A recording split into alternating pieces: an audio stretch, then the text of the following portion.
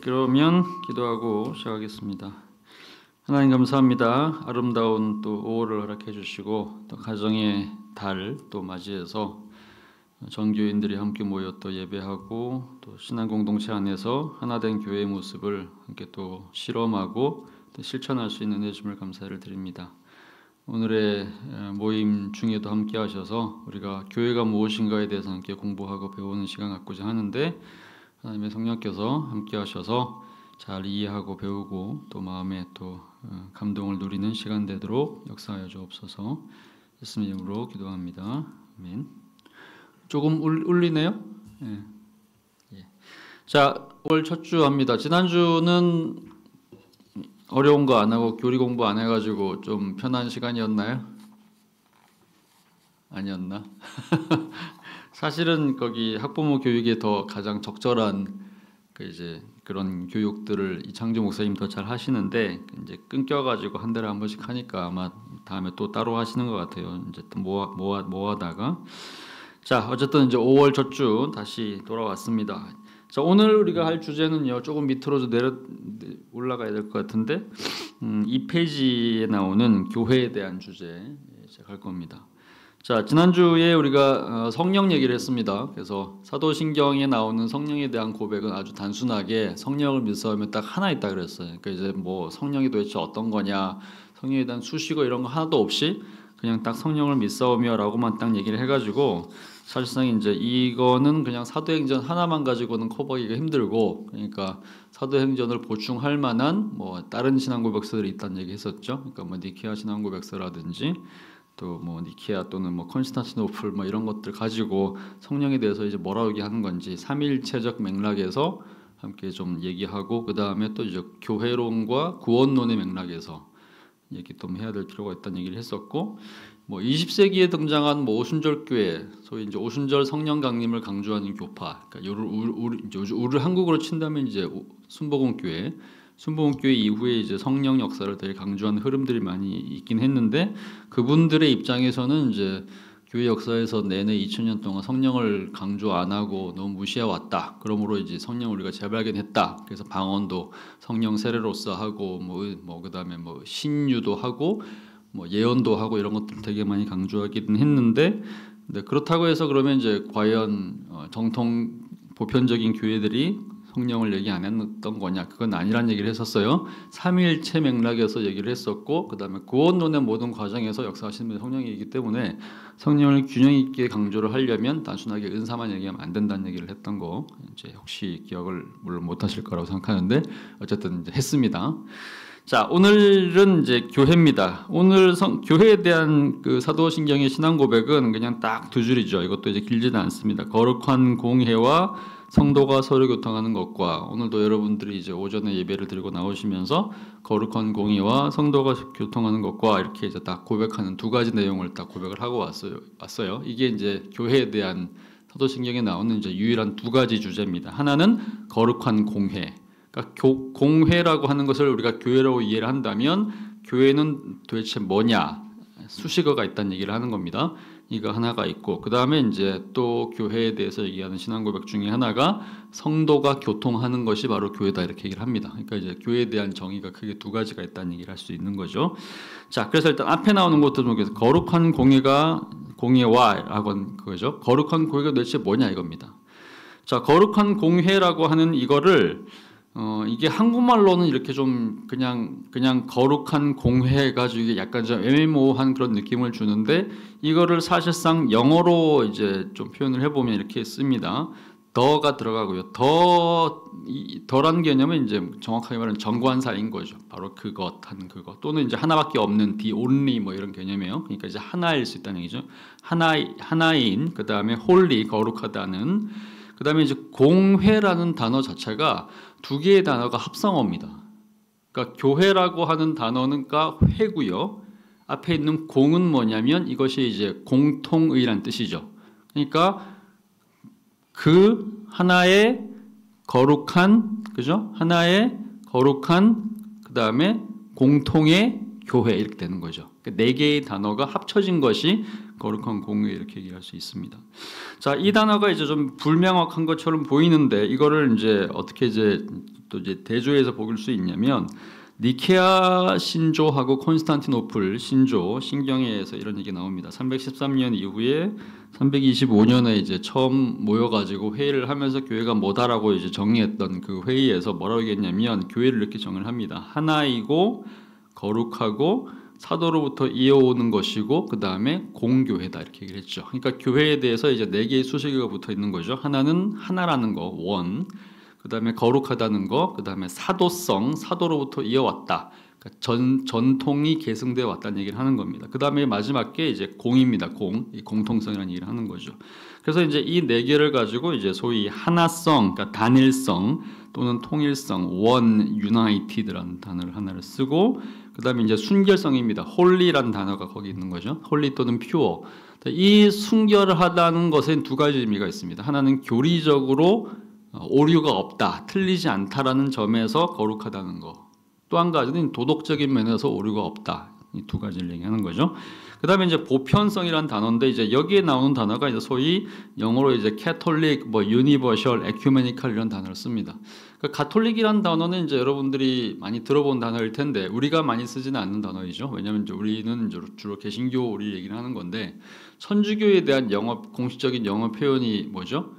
카톨릭 교회 아닙니까? 보편 교회라는 얘기거든요. 그러니까 이제 보편이라는 그 단어를 이제 공식적으로 사용하고 있는 것이 가톨릭 교회인데 어쨌든 이제 그 단어가 여기 있는 겁니다. 근데 이 보편적이라고 하는 가톨릭이라는 단어를 영어로 다른 단어로 표현하면 유니버셜이라는 단어를 쓸 수도 있어요. 우주적이라는 얘기죠. 퍼져 있다는 얘기를 하는 겁니다. 지역 로컬이 아니라 지역적이라는 얘기를 하는 거고 지역을 넘어선다는 얘기고 또 이제 중요한 단어 중에 하나가 에큐메니칼이라는 단어가 있어요. 근데 이게 여러분들이 좀 이제 그러니까 주로 이렇게 에큐메니칼 하면 주로 뭘 연상을 하시죠? 들어본 적이 있으시죠? 모르세요? 에큐메니칼 운동 이런 거 들어본 적이 있나요?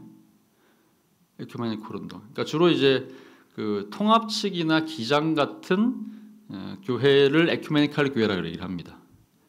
그다음에 이제 그 합동이나 고신 쪽에 있는 장로교를 친다면 이런 교단들은 소위 이제 반에큐메니칼이에요. 이게 무슨 얘기냐면 1948년에 WCC라고 하는 조직 하나가 생깁니다. 원래 이제 가톨릭 교회는 하나의 교회니까 조직이 이제 사실 하나이니까 뭐 연합하고 할 게 없죠. 원래 하나인 거니까. 근데 개신교는 엄청나게 많이 흩어져 있잖아요. 개신교 자체가 수백 개, 수천 개의 교단으로 흩어져 있기 때문에 우리가 하나의 가톨릭 교회 같은 그런 교회는 되지 않는다고 하더라도 협력을 좀 하자, 모여가지고 이제 회의도 좀 하고 대화도 좀 하고 이렇게 이제 하자 이런 운동을 이제 벌였던 것을 우리가 에큐메니칼 운동이라 그래요. 그러니까 하나 되는 운동을 하자는 얘기를 한 거죠. 근데 이 운동을 찬성하는 그룹이 있고 반대하는 그룹이 있어요.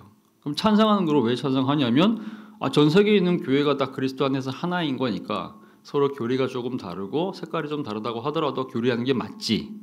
이게 에큐메니칼 운동이죠. 그래서 이제 에큐메니칼 운동에 대한 찬성으로 1959년에 한국 장로교회가 크게 두 개로 쫙 갈라지거든요.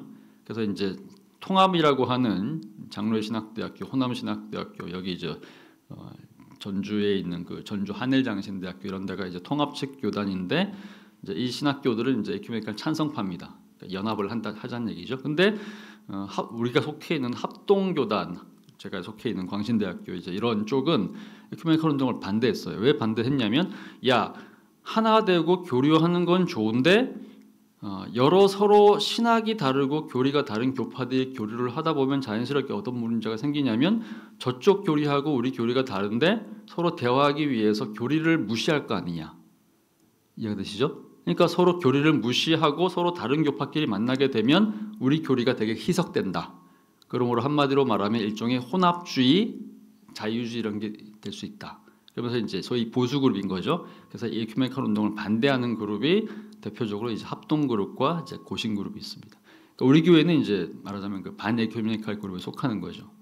자, 어쨌든 간에 이제 이 에큐메니칼이라는 단어는 이제 그런데 이거는 이제 1948년에 WCC가 만들어지고 난 이후에 이 조직에 가입을 할 거냐 말 거냐 하는 문제로 갈라진 거고.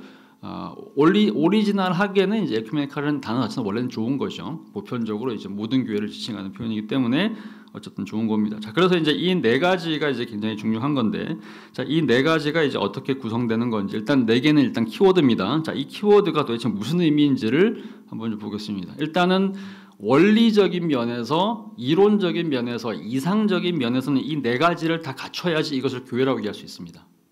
이해가 되시죠? 그러니까 사도신경에서 나오는 거룩한 공회를 밑싸움이라고 했을 때 거룩하다는 거, 그 다음에 공통적이라는 거, 그러니까 쉽게 말하면 이제 그 보편적이라는 얘기죠. 그 다음에 순결하다는 거, 거룩하다는 거죠. 그 다음에 이제 통일되다는 거, 사도성, 이 네 가지가 사실은 다 있어야지 그것을 진짜 교회라고 부를 수 있는 거죠.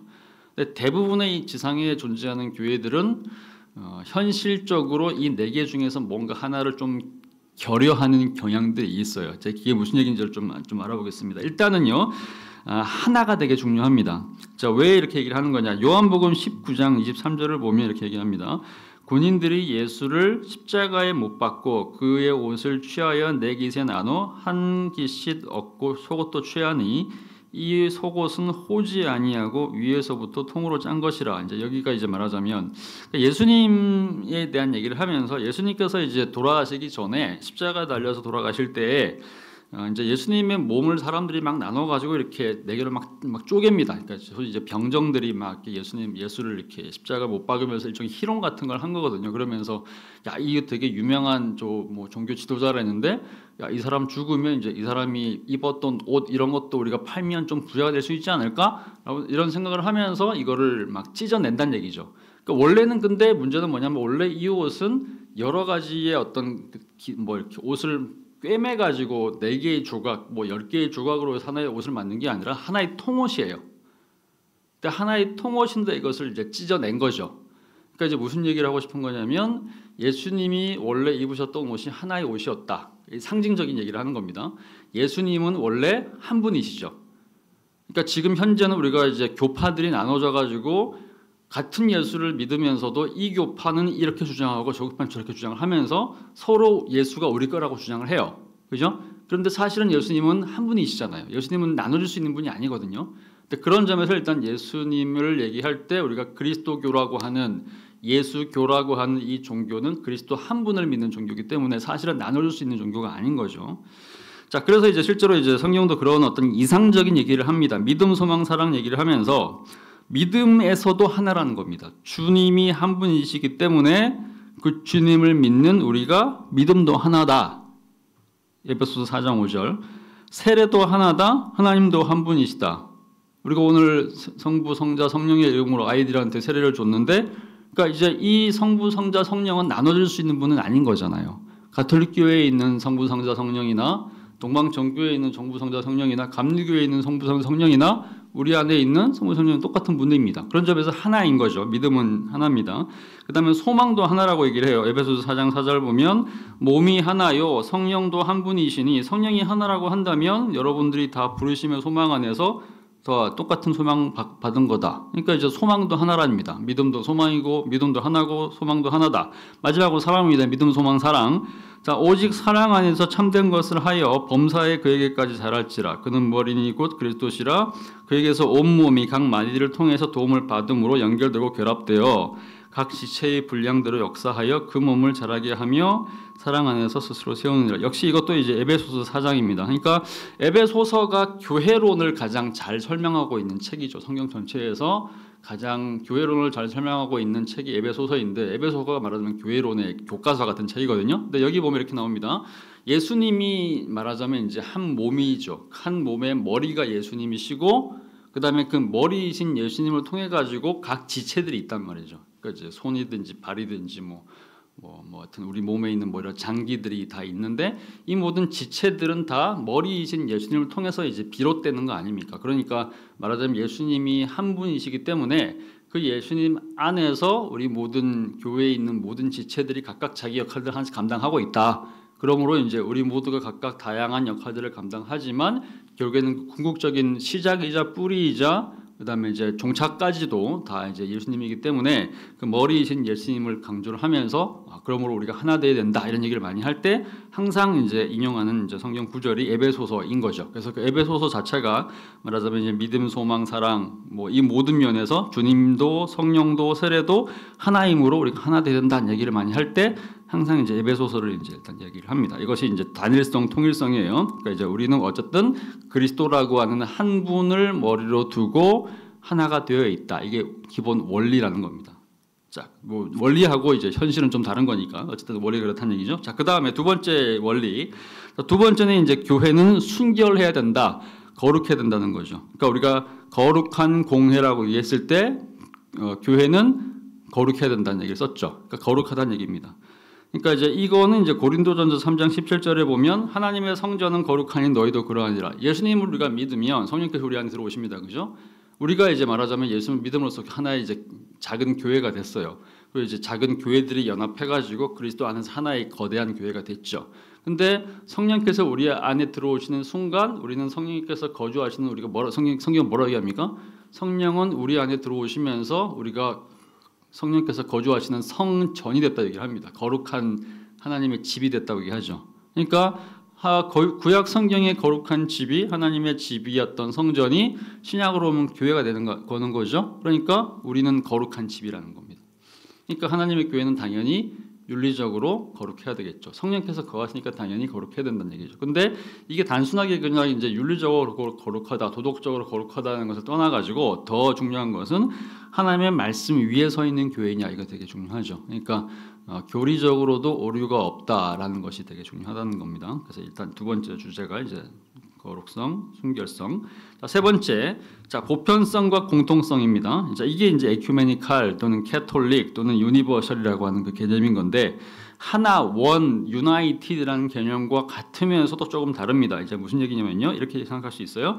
일단 그리스도가 한 분이다, 머리가 그리스도라고 하는 것, 이것만 가지고는 일단 우리가 원리스 또는 유나이티드 이쪽 이렇게 이 단어가 연결되는 거죠. 자, 그런데 에큐메니컬이라는 단어는 이렇게 생각하시면 될 것 같아요. 그러니까 여기 나옵니다. 공간의 보편성과 회원의 보편성과 시간의 보편성이 있습니다. 그게 무슨 얘기냐면 지금 현재 여러분들이 속해 있는 교회가 있죠. 2025년 5월 며칠이죠? 2일? 며칠이죠? 오늘 며칠이에요? 4일? 예, 5월 4일에 이제 여러분들이 지금 이제 전주에 있는 전주 서문교회에 속해 있습니다. 여러분들 속해 있는 교회인 거죠. 근데 2025년 5월에 대한민국의 전주 땅에 속해 있는 이 전주 서문교회는 지구상에 존재했던 모든 교회들 중에 하나일 거 아닙니까? 여러분의 교회는 지역 교회거든요. 로컬 처치라는 말입니다. 근데 이 로컬 처치는 말하자면 이제 공간적으로는 대한민국의 전주 땅에 속해 있어요. 그리고 이제 저희 이제 이 완산 지역에 있는 거, 완산구 쪽에 있는 거죠. 근데 하나님의 소위 보편 교회 안에는 이 지역에 있지 않은 교회들도 있잖아요. 전주에도 있고, 광주에도 있고, 부산에도 있고, 대구에도 있고, 서울에도 있습니다. 대한민국에만 있나요? 아니죠. 미국에도 있고, 일본도 있고, 아프리카 어디에도 있고, 동남아시아에도 있고, 마다가스카르에도 있고, 다양한 곳에 다 있습니다. 근데 이 모든 교회들이 보편적이죠. 그리스도 안에서. 다 하나님의 교회잖아요. 그러니까 공간적으로 우리는 지역 교회이지만 사실은 우리는 동시에 말하자면 이제 우리 교회는 일종의 이중적 소위 소속을 가지는 거죠. 지역 교회라고 하는 이제 이 지역의 정체성을 가지지만 대한민국의 교회, 전주 교회라고 하는 정체성을 가지지만 동시에 전 세계에 있는 모든 교회와 하나가 된 보편적인 교회라는 정체성을 가지는 거죠. 이게 공간이죠, 그죠? 자, 시간으로도 봅시다. 지금 현재 2025년 5월에 지금 우리 교회가 있어요. 그런데 이 교회는 지금 이 시점에 있는 것이 아니죠. 예수님께서 오셨던 2000년 전에 그 시대의 교회가 있었어요. 과거의 교회가 있었어요.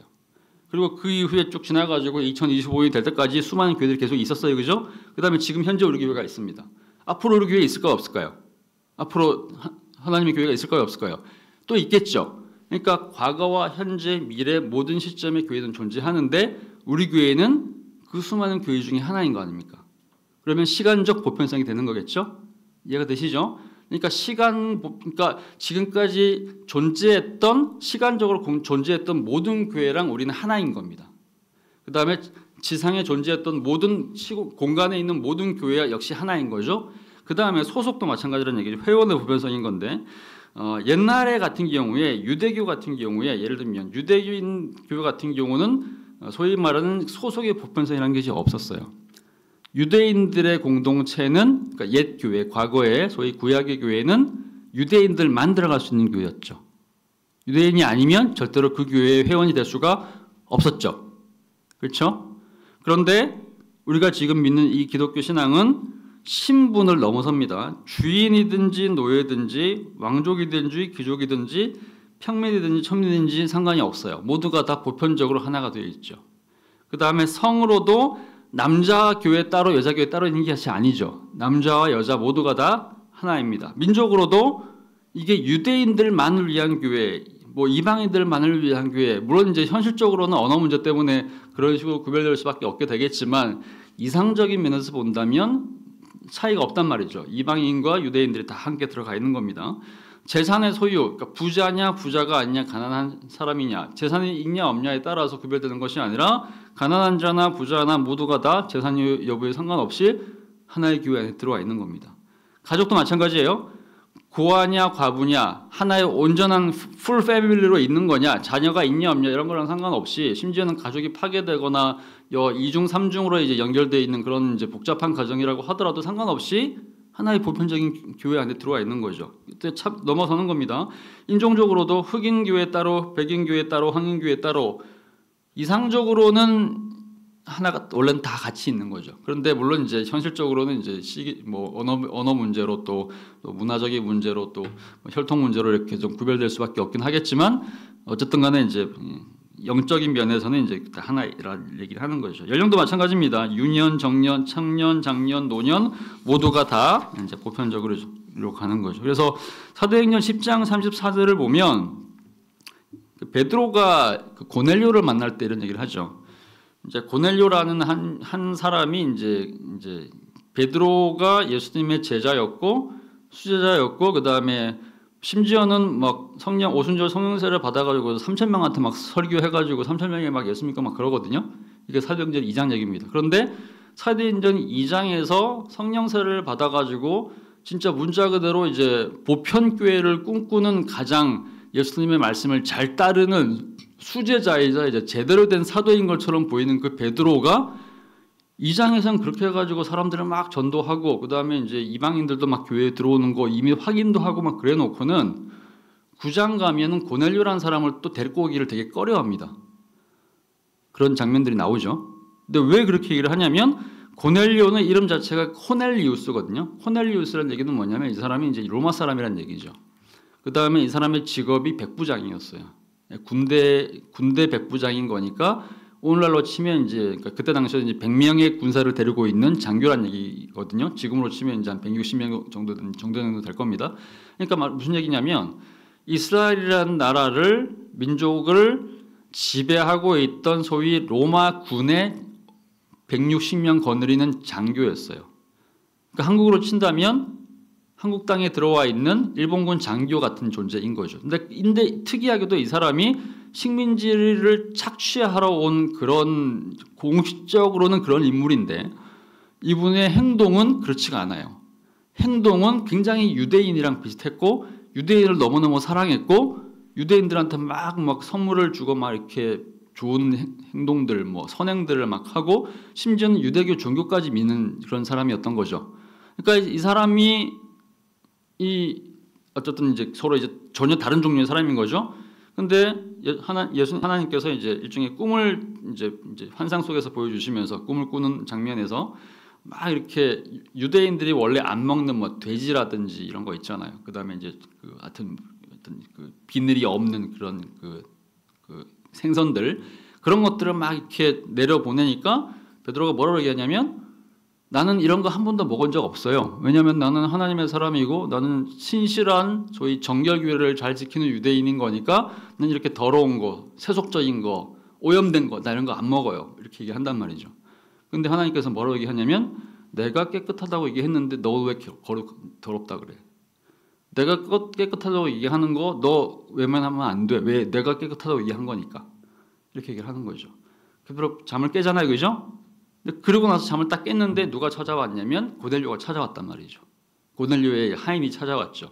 그래서 이제 고넬료의 하인을 따라서 고넬료한테 갑니다. 만난 거죠. 근데 베드로가 뭐라고 얘기하냐면 내가 지금까지 이방인들은 다 더러운 존재라고 생각했다.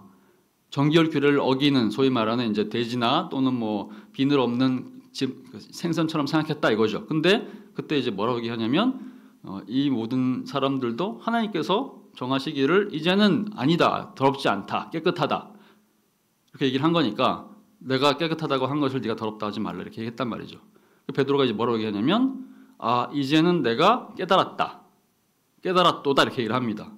그러면서 뭐라고 얘기하느냐? 하나님은 외모로 사람을 취하지 않으시는 분이다라는 사실을 깨달았다 얘기를 하죠. 근데 그때 말하는 그 외모라고 하는 것이 유대인이라고 하는 정체성을 넘어서는 보편적인 인간 모두를 얘기하는 거 아닙니까? 거기에 뭐 이방인도 포함되고, 그다음에 식민지 지배자도 포함되고, 뭐 심지어는 이제 여러 가지 것들로 이제 우리가 일반적으로 이렇게 장애라든지 또는 뭐 여러 가지 어떤 소수자의 정체성이라든지 이 모든 것들 포괄되는 이 모든 것들을 포괄해가지고 어쨌든 간에 이제 사람들이 이제 일반적으로 구별하고 함께 하고 싶지 않고 내버리고 싶고 이제 외면하고 싶은 이 모든 것들을 사실상 하나님께서 이제 하나로 엮어가지고 하나님께서 이제 구원하시는 바운더리 안으로 이제 넣으신 거죠. 그러니까 이제 그런 얘기를 하는 것이 이제 장면에 나오는 건데, 그러니까 이제 교회라고 하는 것은 민족 단위로 차별돼서도 안 되고요. 그다음에 이제 남자, 여자, 뭐 재산 여부, 뭐 신분, 뭐 이런 거 있잖아요. 인종 이런 걸로 절대 차별할 수 없는 공동체가 교회라고 하는 거죠. 그게 바로 외모를 차별하지 않는 하나님이란 뜻이 이제 거기 들어있다는 얘기를 하는 겁니다. 자, 그런 점에서 이제 시간의 보편성, 이미 얘기했던 것처럼 시간의 보편성, 공간의 보편성, 소속의 보편성 이 모든 것들을 다 보편적으로 포괄하는 공동체가 바로 교회다. 그런 점에서 교회는 에큐메니칼, 캐톨릭, 유니버셜하다. 라는 얘기를 하는 겁니다. 시간과 공간과 신분을 포함한 모든 이제 조건들을 다 초월하는 거다 이렇게 얘기를 하는 겁니다. 자, 마지막으로 사도성 정통성이라고 하는 것이 있습니다. 우리가 읽었던 이제 원래의 구절, 그러니까 거룩한 공회라고 하는 이제 이 단어에는 없는 건데, 또 다시 말씀드리면요, 우리가 말하는 거룩한 공회라고 할 때 그 공이라는 단어가 아까 얘기했던 영어로 에큐메니칼 캐톨릭이라는 단어예요. 그래서 이걸 이제 거룩한 공교회라고 번역하는 그런 어떤 구절도 있습니다. 자, 그다음에 이제 사도성 정통성이라고 하는 이 단어는 이제 우리가 갖고 있는 사도신경 자체에는 없지만 니케아 신조하고 칼케돈 신조, 콘스탄티노플 신조 같은 곳에는 있습니다. 자, 사도성이라는 얘기는 뭐냐면요, 그러니까 사도들의 우리가 이제 처음에 사도신경 얘기를 하면서 사도신경이라는 이름 자체가 사도들의 가르침을 반영한 거란 얘기를 했던 거 기억하시죠? 그러니까 이제 말하자면 왜 사도가 중요하냐면 이런 거죠. 우리가 성경 정경 얘기할 때도 성경을 우리가 구약의 39권, 신약의 27권이 우리가 지금 현재 성경으로 정경으로 받아들인 이유가 뭐냐라고 했을 때, 왜냐하면 그 당시에 27권만 있었던 것이 아니거든요. 엄청나게 많은 일종의 쪼가리 같은 그런 수많은 성경 문서들이 돌아다니고 있었는데 그 수많은 성경 문서들을 소위 말하는 정경과 위경으로, 그러니까 바른 성경과 조작된 잘못된 위경으로 구별하는 기준이 뭐냐라고 했을 때 그 기준은 바로 사도성이란 단어를 제가 썼어요. 그 얘기를 했습니다. 무슨 얘기냐면 예수님이 만약에 그냥 그러니까 예를 들면 이제 꾸란처럼 이제 알라를 믿는 그 꾸란 종교, 이슬람교 같은 경우에는 모든 책들을 다 한 사람이 썼거든요. 그게 이제 무함마드가 썼어요. 근데 그거를 이제 알라가 불러준 거를 받아 썼다 이렇게 얘기를 합니다. 불경 같은 경우도 이제 석가모니가 혼자서 다 쓴 거고, 그다음에 공자 같은 경우도 이제 공자 논어 혼자 쓴 거 아닙니까? 이런 식으로 해가지고 소위 창시자가 직접 다 쓰면 제일 좋아요. 그죠? 근데 우리 종교의 창시자가 누구죠? 예수 그리스도. 예수님이 쓴 게 있나요? 예수님이 우리한테 써서 남겨준 거 있나요?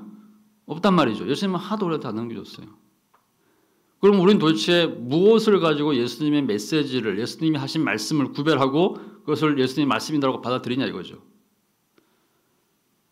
어떻게 하나요? 그건 뭐냐면 예수님과 함께 있으면서 예수님으로부터 사도로 지명받은 사람들이 쓴 글들인 거죠.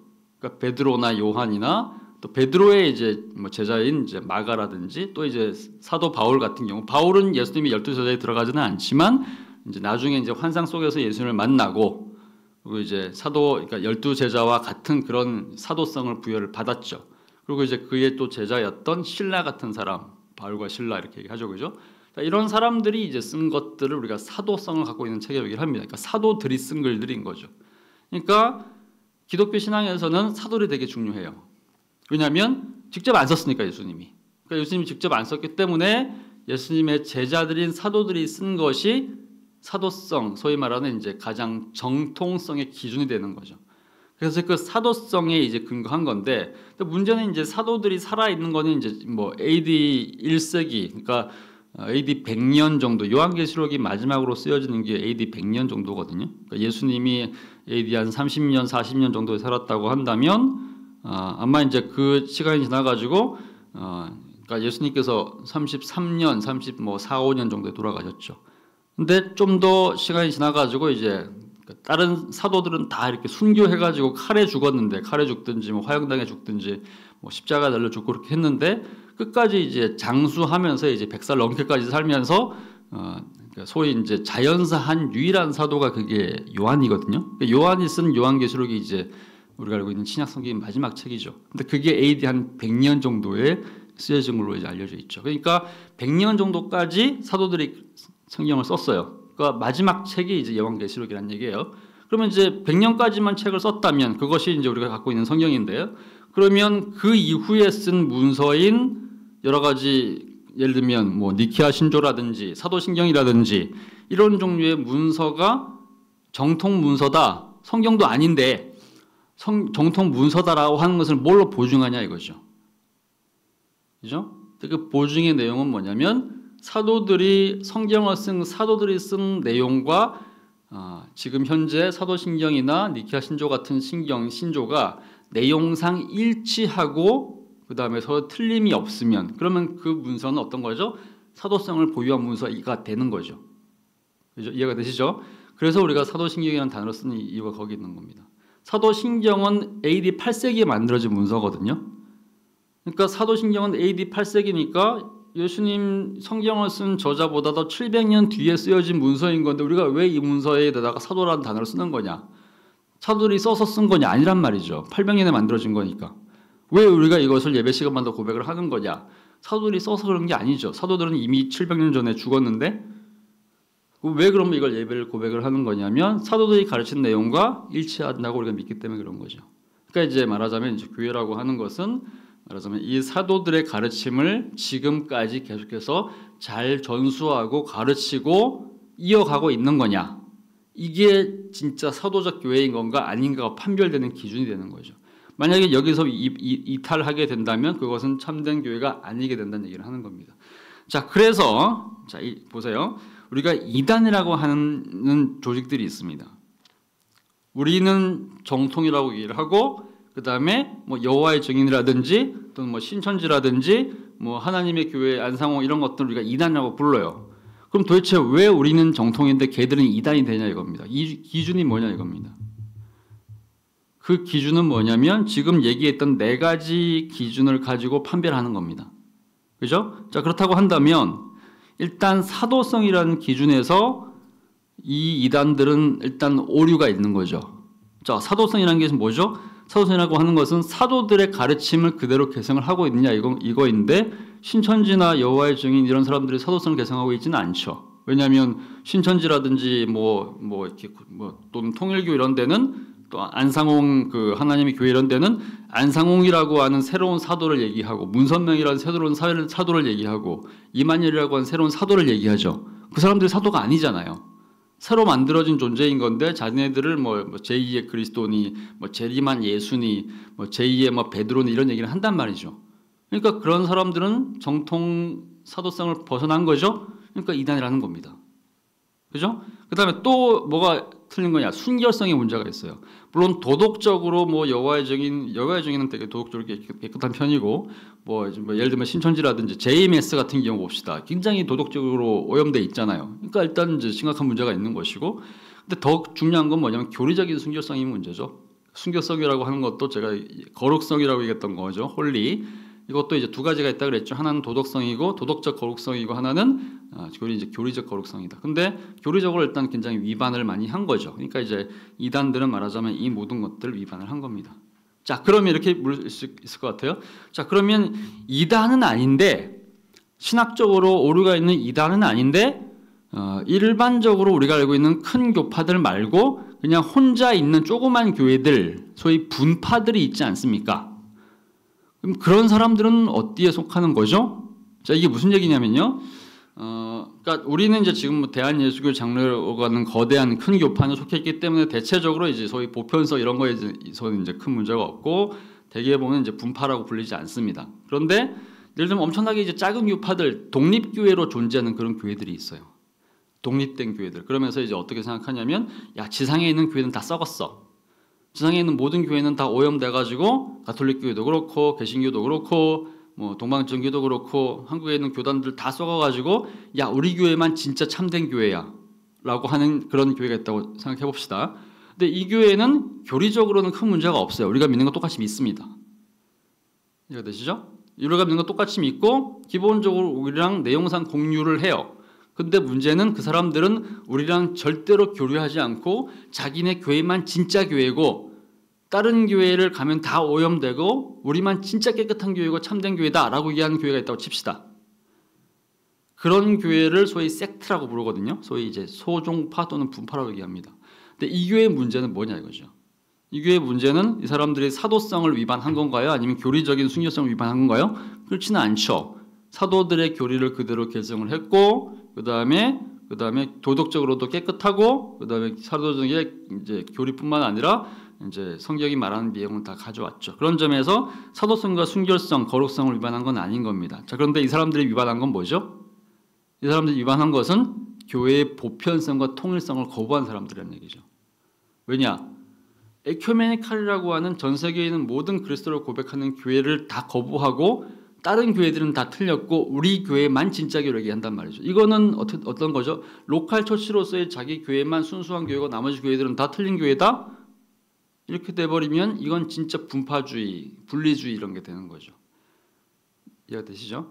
이건 한 교회들만 그런 건 아니고 교파에 따라서 그런 교파들이 있을 수 있어요. 그러니까 예를 들면 이제 고신 얘기를 좀 해볼게요. 고신교단 알고 계시죠? 고신교단. 이제 우리는 이제 합동인데 고신교단이라는 한국에 이제 꽤 규모가 있는 아주 크지는 않지만 유명한 교단이 있습니다. 고신교단 같은 경우는 주로 이제 부산의 고신대학교, 천안의 고려신학대학원 이제 이런 교파들인데 아마 이제 여러분들이 이제 전주 쪽에서는 잘 모르실 가능성이 높은데 부산 경남 쪽에는 이 고신교회들 되게 많죠. 근데 이제 이 교회들은 어떻게 탄생한 거냐면 이거죠. 일제 시대에 신화 참배를 한국 사람들이 거의 대부분 했거든요.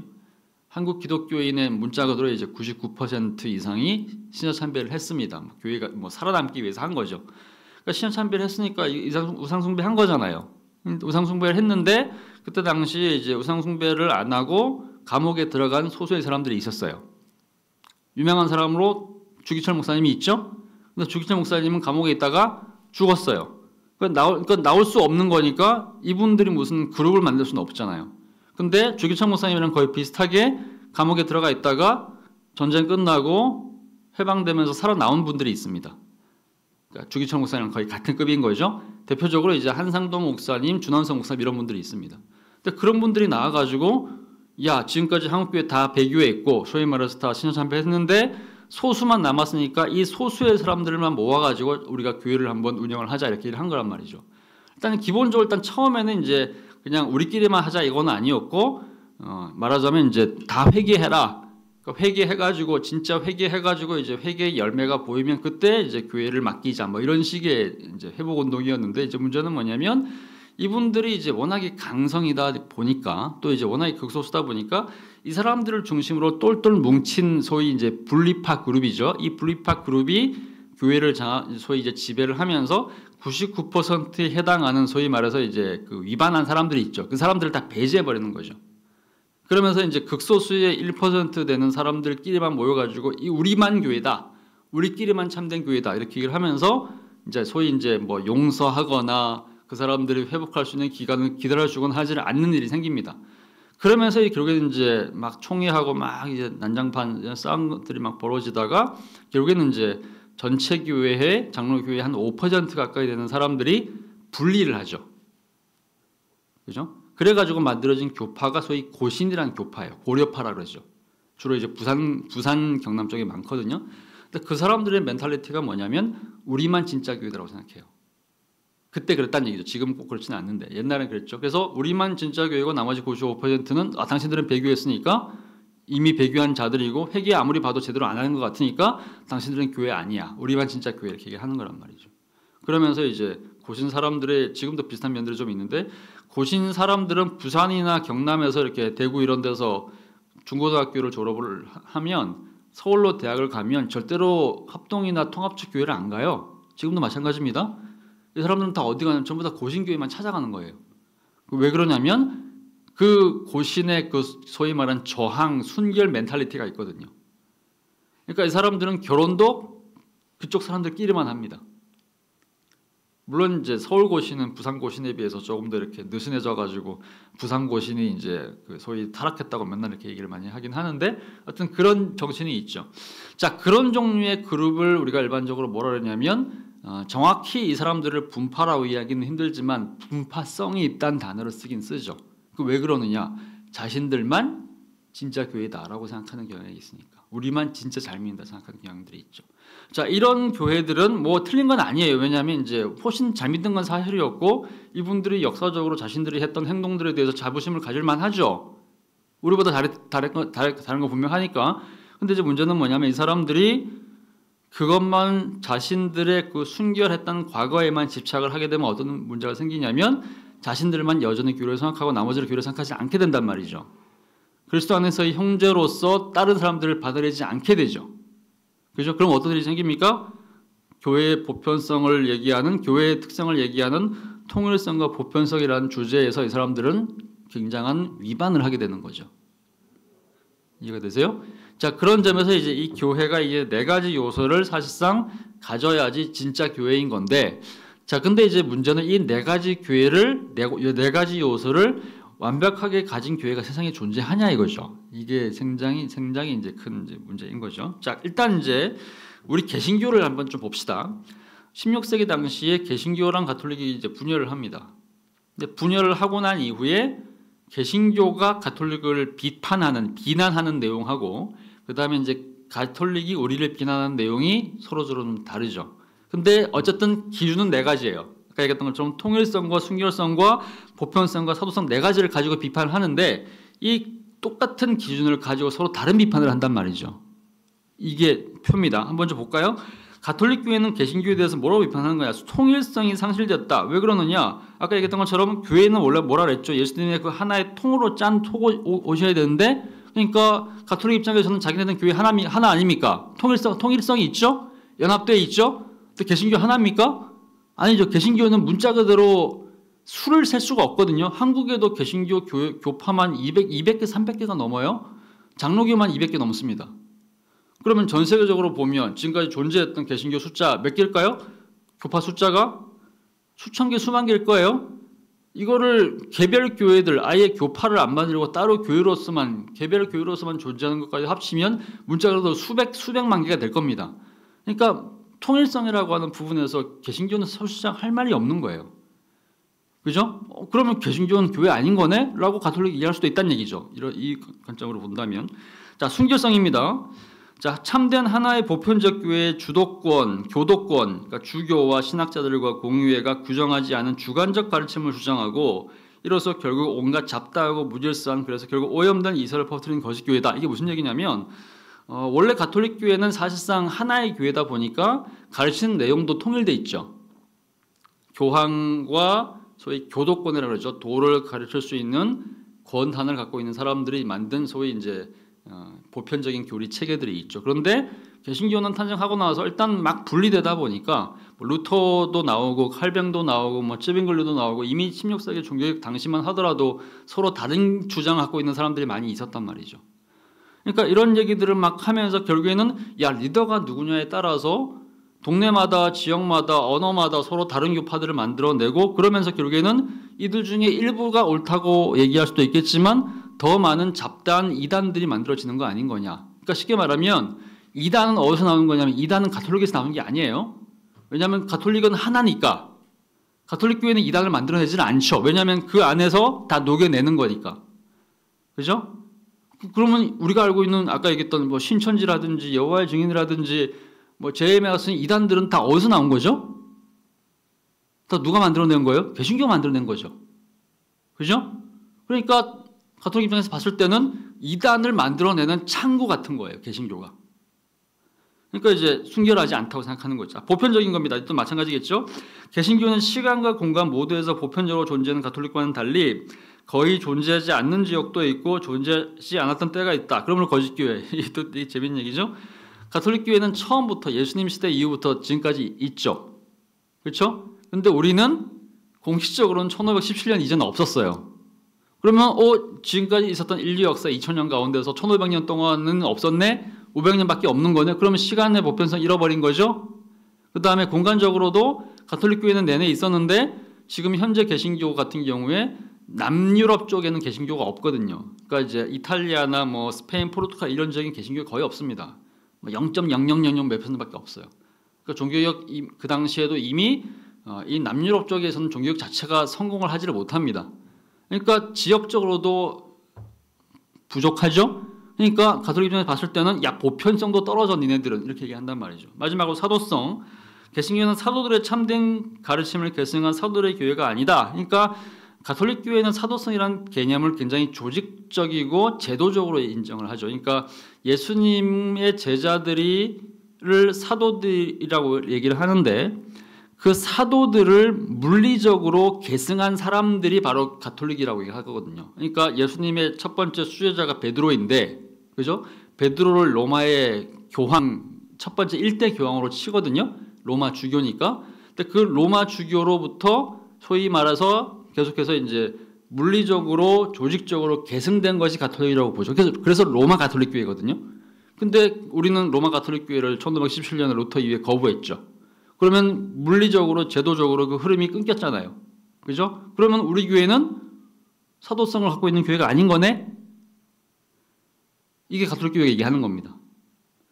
통일성과 순결성과 보편성과 사도성 모두가 다 결함이 있다. 그러므로 개신교 교회는 이단이다. 이렇게 얘기를 하는 거죠. 이 얘기 맞습니까? 여러분이 이단의 괴수들이 여기 쫙 앉아 계시네. 자, 개신교는 반대로 얘기할 거예요. 그죠? 개신교의 논리가 있습니다. 일단 통일성. 자, 가톨릭 교회는 조직은 통일인데 하나의 교회인 건 맞는데 근데 문제는 뭐냐? 그 통일된 교회의 대빵이 교황 아니냐? 그럼 교황이 예수냐 이겁니다. 언제 교황을 세우라고 성경이 얘기를 했고 교회사에서 얘기를 했느냐 이겁니다. 그러니까 이제 아까 얘기했던 것처럼 베드로의 후계자가 교황의 얘기를 하는데 베드로의 후계자라 교황이라는 것을 어떻게 증명하냐 이겁니다. 어떤 역사적 근거와 신학적인 근거로 베드로의 후계자가 교황이라고 얘기를 하고 지금 현재 그 교황이 하나의 그 가톨릭 교회를 이끌고 있는 그 교황이 베드로의 후계자라고 얘기할 수 있냐 이겁니다. 신학적으로 역사를 정당하기 정말 힘들다. 그러므로 하나가 됐다고 해서 하나의 조직이 있다고 해서 이것이 진짜 하나인 건 아니다. 왜냐하면 잘못된 하나인 거니까. 이렇게 얘기를 하겠죠. 그 다음 순결성입니다. 교리적 순결성. 자, 가톨릭 교회 뭐 하나인 건 맞는데 거짓 가르침이 난무한다. 예를 들면 이제 마리아도 죄가 없다 그러고 성인들 마리아 성인 뭐 그다음에 또 신상 형상 이런 것들을 만들어 놓고 야 이런 거 믿으면 뭐 연옥에서 천국으로 올라갈 수 있대. 우리의 죄가 좀 대신 이 사람들을 통해 가지고 용서받을 수 있대. 이렇게 얘기한단 말이죠. 그러면 이게 무슨 신학적으로 맞는 얘기냐 이거죠. 성경적으로 맞는 얘기냐 이겁니다. 성경에 안 나오는 존재를 만들어 놓고 그 사람들을 통해 가지고 구원받는다. 구원받을 수 있는 길이 더 이제 가까워진다. 천국 갈 수 있는 티켓이 더 가까워진다. 이렇게 얘기하는 것이 무슨 신학적으로 옳은 얘기냐 이겁니다.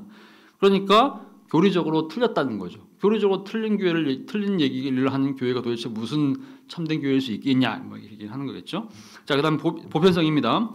자, 전 세계에 퍼져 있는 게 가톨릭 교회인 건 맞죠. 시기적으로도 오랜 시기 내내, 그러니까 이제 2000년 내내 있었고, 개신교 교회보다도 사실상 전 세계적으로 더 많이 퍼져 있는 것도 역시나 가톨릭 교회인 건 맞아요. 그렇다고 해서 교리적 토대가 바르지 않으면 그것이 참된 보편성을 담지할 수 있는 거냐 이렇게 얘기를 하는 겁니다. 오히려 교리가 틀렸으면 그 위에 세워져 있는 교회는 보편적으로 옳은 교회가 아니라 어떻게 된 거죠? 보편적으로 틀린 교회가 되는 거죠.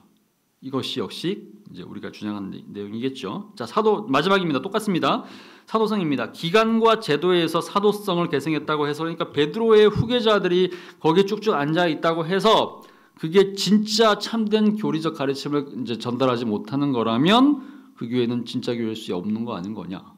사도성도 사실 없는 거다 이렇게 하는 거죠. 그러니까 가톨릭과 이제 우리 개신교의 가장 결정적인 차이는 소위 제도를 계승하고 있는 가톨릭 교회하고 우리는 제도를 계승하고 있지는 않지만 내용을 계승하고 있다고 생각하는 거죠. 그러니까 제도를 계승하고 있는 것은 가톨릭이지만 그 제도만 가지고는 참된 교리를 보장하지 못한다.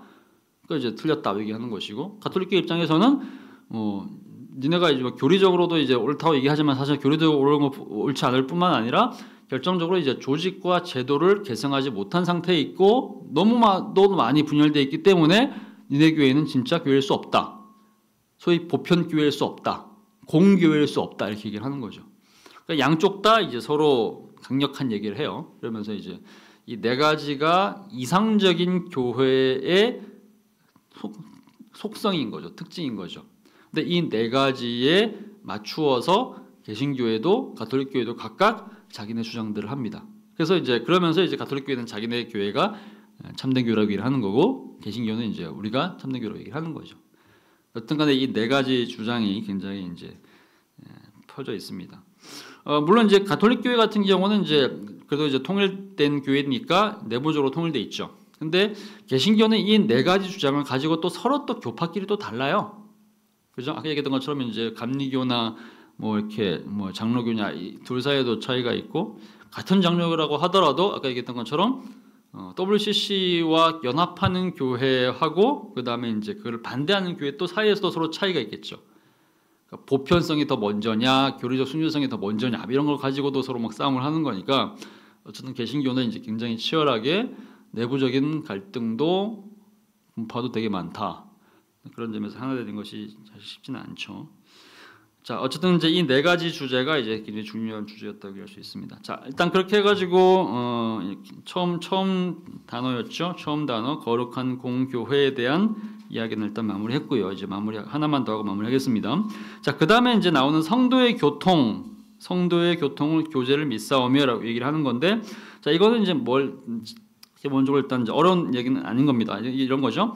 여러분들이 이제 예수님을 지체로 이제 예수님을 우리의 머리로 삼고 각각 여러분들이 일단 지체로 있으면 말하자면 한 몸 아닙니까? 우리는 하나의 몸 안에 있죠. 그러면 한 몸 안에 있는 손과 한 몸 안에 있는 발은 뭐 그냥 우리가 이제 생물학적으로 얘기한다면 쉽게 말하면 이제 머리로부터 내려오는 그 혈관, 피를 통해 가지고 또 심장을 통과해 가지고 여러분들의 왼쪽에 있는 손과 그 다음에 오른쪽에 있는 발이 서로 멀리 떨어져 있다고 하더라도 하나이죠.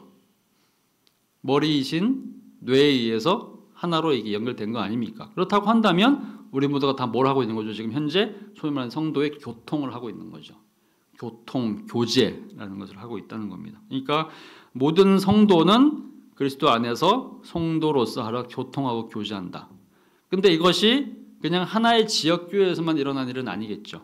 그러니까 말하자면 이제 여러분들이 지금 현재 여기서 함께 교제하고 그냥 밥만 같이 먹고 이런다고 해서 교제하고 끝나는 것은 아니고 여러분들이 죽어가지고 이 땅에서 사라졌다고 하더라도 그리스도 안에서 한 형제라고 한다면 여러분들이 죽어서라도 죽고 난 이후에 다른 나라에 있는 100년 뒤에 등장하는 어떤 교회에서 한 신자가 있다고 하면 그 신자하고 죽은 여러분 사이에서도 일종의 영적인 교통이 있는 거죠. 왜냐하면 그리스도 안에서 여러분들은 보편적으로 하나가 돼 있는 존재인 거니까.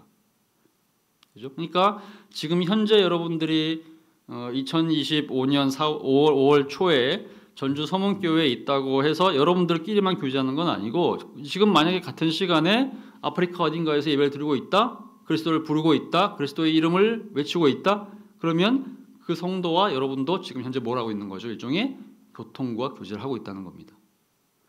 과거의 사람도 마찬가지고 미래의 사람도 마찬가지고 지역적으로 우리랑 다른 곳에 있는 사람도 마찬가지고 여러분들이랑 전혀 알지 못한 존재라고 하더라도 모두가 그리스도 안에서 지금 현재 하나가 되어 있다. 이렇게 얘기할 수 있는 거죠. 이런 것들이 이제 사실 한국에서 그냥 우리끼리만 있을 때는 사실 잘 모를 수 있는데 저는 이제 이런 것들을 어디서 이제 느끼냐면 제가 이제 올해 작년이죠. 작년 9월에 한국에서 그 로잔 대회라고 하는 대회가 열렸습니다. 이게 뭐냐면 이제 전 세계에 있는 소위 이제 개신교 그 복음주의권에 있는 그 선교사들이나 또 이제 젊은 청년들이나 이제 뭐 목회자들이나 또 여러 가지 어떤 이제 기독교 사역을 하시는 분들이 그때 이제 한 5천 명 정도가 이제 모였어요. 모여가지고 이제 송도에서 모였는데 이제 로잔 대회라고 하는 것이 WCC는 이제 진짜 좀 진보적인 그 에큐메니컬 그룹이라고 한다면 이 로잔 대회는 소위 이제 어느 정도 보수적인 우리 같은 소위 이제 개신교 복음주의권에 있는 사람들이 한 20년 단위로 이제 모여가지고 이렇게 전 세계 기독교인들이 모여가지고 교제하고 이렇게 앞으로 우리가 어떻게 선교를 할 것인가, 어떻게 이제 세계 문제를 세계 현안 당면한 문제들을 기독교적인 시각으로 풀어갈 것인가 이런 것들을 함께 토론하고 대화하고 같이 예배드리고 그다음에 서론문 같은 거 작성하고 뭐 이런 대회거든요. 근데 1974년에 로잔 대회가 이제 스위스 로잔에서 한번 열렸어요. 그게 이제 첫 번째 로잔 대회입니다.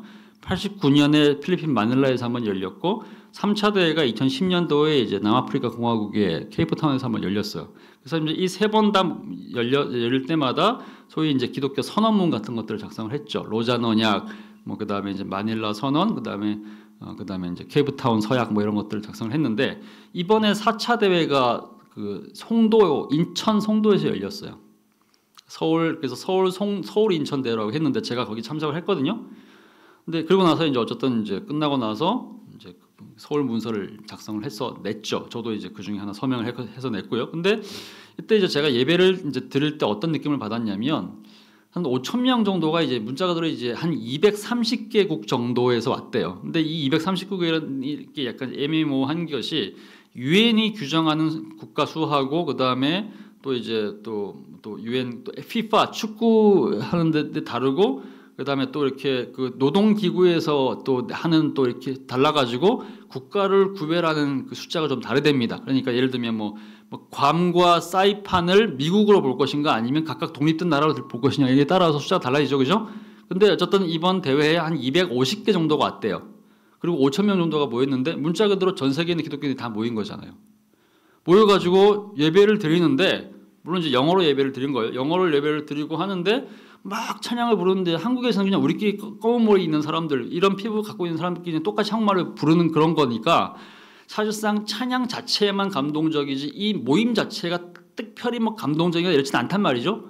근데 그 모임에서 5천 명이 모였는데 진짜 문자 그대로 이제 머리 색깔 다 다른 사람, 피부 색깔 다 다른 사람, 그 다음에 입고 있는 복장이 다 다른 사람, 자기네 전통 의상 입고 오라 그랬으니까 이런 사람들이 모여가지고 막 찬양을 부르는데 어떤 느낌이 오냐면 야 이것이야말로 진짜 보편교회구나라는 생각이 쫙 그러니까 전율이 느껴지는 그런 거 있죠. 같이 찬양을 하는데 이 사람들이 우리가 언제 이렇게 모이겠냐 이거예요. 서로 다른 기독교인들이고 서로 250개 넘는 나라에서 와가지고 서로 얼굴 다 다르고 나이 다 다르고 직업 다 다르고 다 다른데 모여가지고 찬양을 막 하는데 야 이것이야말로 요한계시록 마지막 장에 나오는 모든 민족과 열방이 함께 하나님을 찬양하는 거 진짜 이제 우리가 천국에서 예수님 재림하시고 난 이후에 진짜 이제 새하늘과 새 땅에서 일어날 일을 우리가 지금 현재 이걸 좀 미리 당겨가지고 좀 경험하고 있는 거 이런 느낌들이 막 오는 거예요. 이해되시죠? 그러니까 이제 보편교회에 참여했다는 느낌을 제가 그때 처음 받았어요. 사실은 한국교회에서 뭐 아무리 해봤자 그런 걸 별로 느끼기 쉽지 않죠. 그냥 한국교회인 거죠. 근데 이제 그런 느낌을 받으면서 야, 이 보편교회라고 하는 것이 이렇게까지 감동적인 거구나.